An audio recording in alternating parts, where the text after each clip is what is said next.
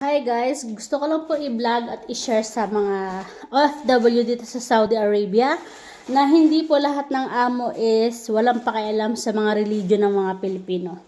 So nagulat din ako kasi nag-effort yung amo ko at gumastos ng mga bagay na to. Hindi ko alam bakit kaya pala siya busy that time. Hindi ko lang siya niintindi. Pero sa lahat ng naging amo ko sa Middle East, siya lang ang nag-effort ng ganito.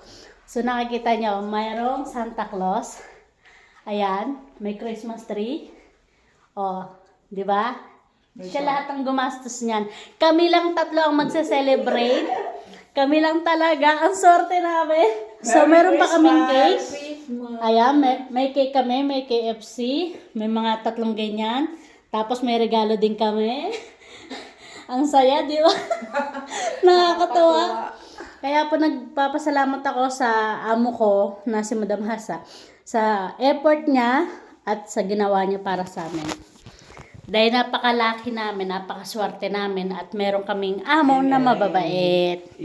Thank you talaga, Madam. Di talaga yan kung kailan yung last na mag-abroad na lang sana ako, na last na lang sana to, nakatagpo ako ng mabait na amo. Sobra. Ang saya-saya.